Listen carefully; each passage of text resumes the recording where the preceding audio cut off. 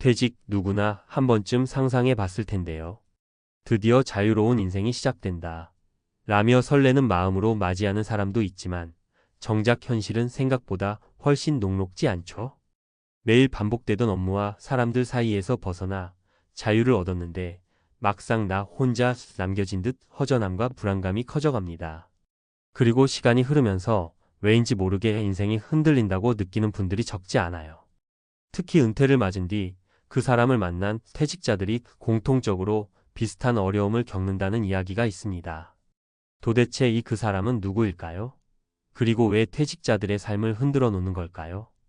오늘은 이 질문에 대해 차근차근 풀어보면서 많은 은퇴자들이 공감할 수밖에 없는 은퇴 후 현실과 함께 전문가적인 인사이트도 전해드리려고 합니다. 은퇴 후 누구나 겪는 삶의 공백과 불안. 은퇴는 단순히 직장을 떠나는 것 이상의 의미를 가집니다. 평생을 일하며 쌓아온 정체성, 사회적 관계, 일상의 리듬이 한순간에 사라지는 거죠. 많은 분이 은퇴 후 내가 누구인지 모르겠다. 이제 뭘 해야 할지 모르겠다는 심리적 공허감을 느낍니다. 이 상태가 지속되면 자신감이 떨어지고 삶의 방향성을 잃기 쉽습니다. 여기에 더해 경제적인 부담이 곁들여지면 불안은 배가 됩니다. 내 연금과 저축만으로는 충분할까? 남은 인생을 어떻게 살아야 할까? 하는 질문들이 머릿속을 떠나지 않죠. 이런 심리적 불안과 혼란 속에서 은퇴자들은 도움을 요청할 만한 전문가나 상담자를 찾게 됩니다. 하지만 바로 여기서 문제가 시작됩니다. 그 사람은 누구인가? 잘못된 조언자가 몰고 오는 불행.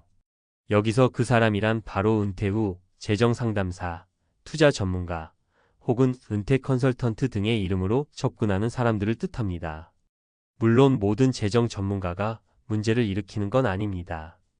그러나 은퇴자들의 불안과 막막함을 이용해 과도한 투자 상품을 권하거나 과장된 수익 보장을 약속하며 실질적으로는 위험한 상품에 가입시키는 사례가 적지 않습니다. 이런 사람들은 보통 빠른 부자 되기, 은퇴 후 걱정 끝 같은 달콤한 문구로 은퇴자의 마음을 흔들어 놓습니다. 하지만 현실은 그런 상품들이 장기적으로 보면 손실로 귀결되거나 심지어 사기 피해로 이어지는 경우도 있습니다. 막상 뒤늦게 깨달았을 때는 이미 큰 금전적 손실과 심리적 충격이 남죠. 사례 1. 58세 김 부장님의 투자 실패 이야기. 김 부장님은 30년 넘게 한 회사에서 성실히 일한 직장인이었습니다. 은퇴를 앞두고 막막함을 느끼던 차에 특별한 은퇴 투자 상품을 권하는 상담사를 만났습니다. 상담사는 고수익을 보장한다며 김 부장님을 설득했고 결국 그의 퇴직금 상당 부분이 그 상품에 들어갔죠.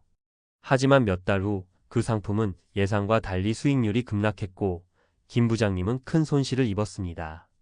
연금으로 계획했던 생활비에 큰 타격을 받으면서 심리적으로도 무너지기 시작했죠. 그는 왜 나는 은퇴 후에도 이렇게 허망한 실수를 한 걸까? 라고 자책하며 깊은 상실감에 빠졌습니다.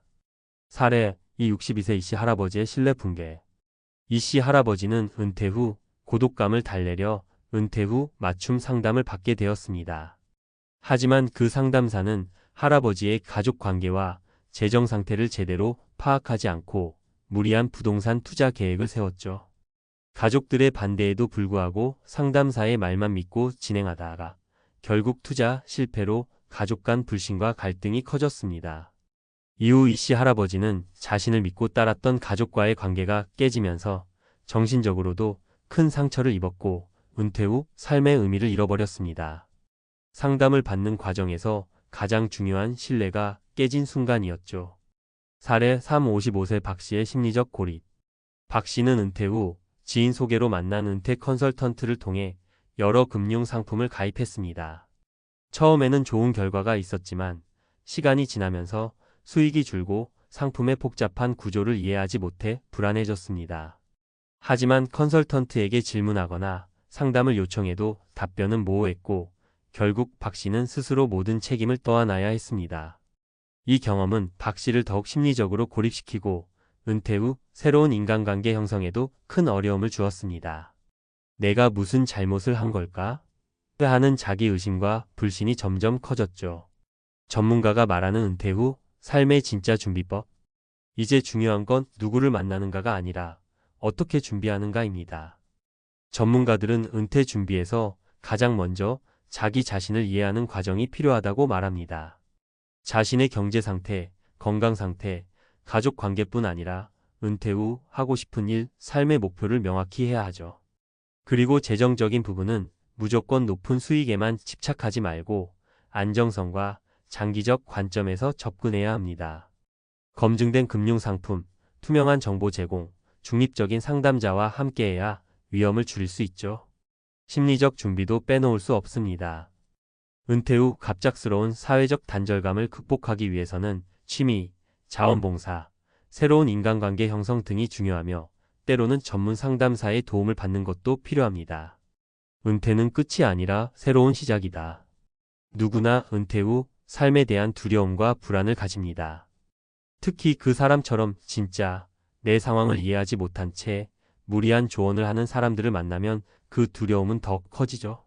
하지만 스스로 정보를 찾고 자신의 삶을 주체적으로 설계하는 사람은 은퇴 후에도 충분히 안정적이고 풍요로운 삶을 살아갑니다. 앞서 소개한 김 부장님, 이 씨 할아버지, 박 씨의 사례에서 보듯 은퇴는 누군가의 말만 믿고 따르는 순간 무너질 수도 있지만 스스로 준비하고 선택할 때 새로운 인생의 문을 활짝 열 수 있는 기회입니다.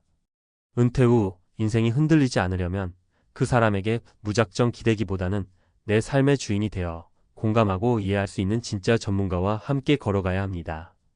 그리고 가장 중요한 건 은퇴는 끝이 아니라 우리 인생에서 또 다른 멋진 출발이라는 점 꼭 기억해 주세요. 앞서 은퇴 후 그 사람을 만나 인생이 흔들리는 문제와 심리적, 경제적 위기를 짚어봤는데요. 이번에는 좀 더 전문가 시각에서 구체적이고 실용적인 정보들로 깊이 있게 설명해 드릴게요. 실제로 적용 가능한 팁과 사례, 그리고 조심해야 할 점까지 친근하게 풀어드릴 테니 은퇴 준비 중이거나 은퇴를 앞둔 분들께 꼭 도움이 될 겁니다.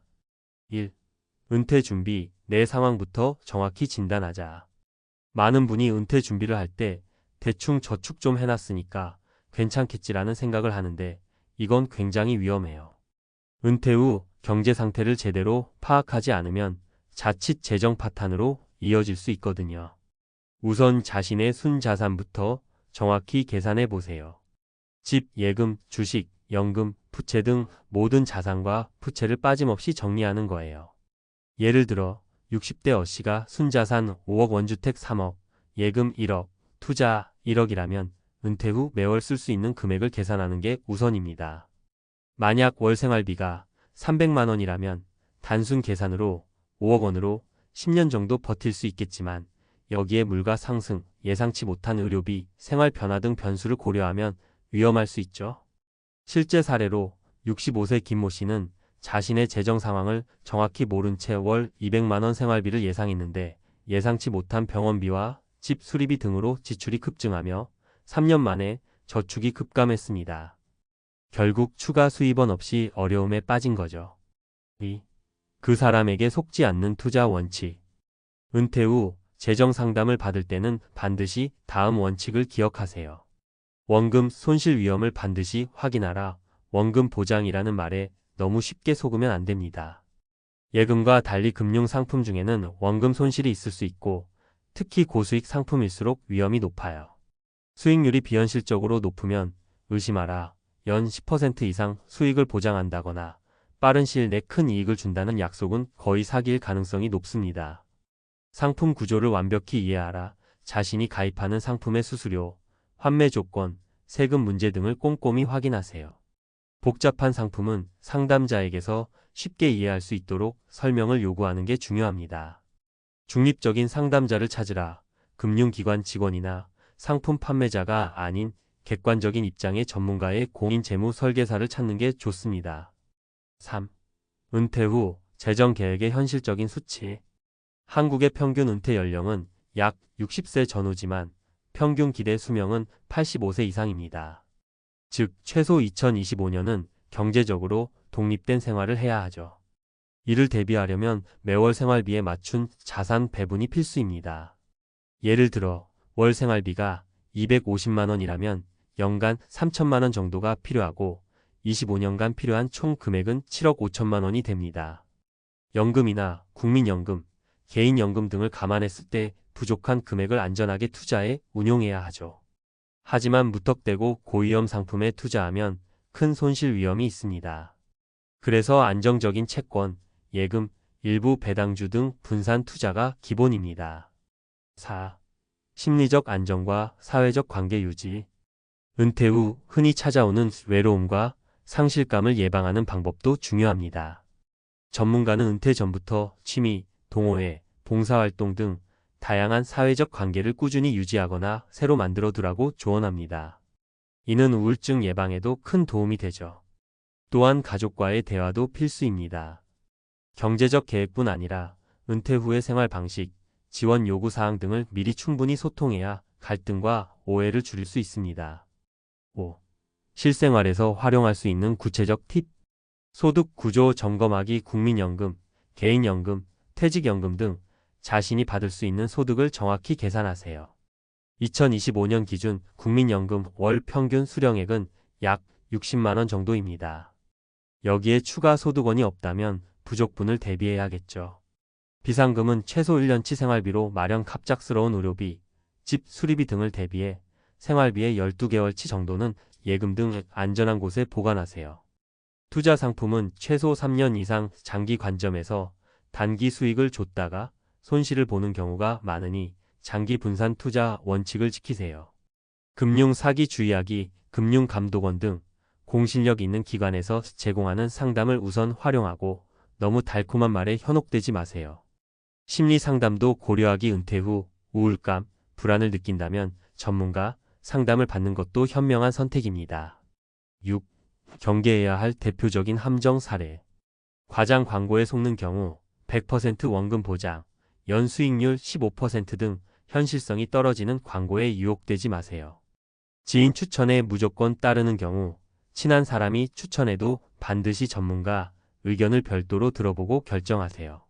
복잡한 금융상품에 무작정 가입하는 경우 설명을 이해하지 못한다면 가입하지 않는 게 답입니다. 마무리하며 은퇴 후 인생을 흔들지 않으려면 무엇보다 나 자신의 상황을 정확히 이해하고 현실적이고 장기적인 재정 계획을 세우는 게 핵심입니다. 그 사람과 같은 무책임한 조언자들에게 흔들리지 않고 객관적이고 신뢰할 수 있는 정보를 바탕으로 선택해야 하죠. 또한 심리적 안정과 사회적 관계 유지도 빼놓으면 안 됩니다. 결국 은퇴는 경제적 준비와 정신적 준비가 함께 가야 완성되는 인생의 새로운 여정이니까요. 앞으로 은퇴를 준비하는 여러분, 혹은 이미 은퇴한 분들 모두가 이 점을 꼭 기억하고 현명한 선택을 하시길 진심으로 응원합니다.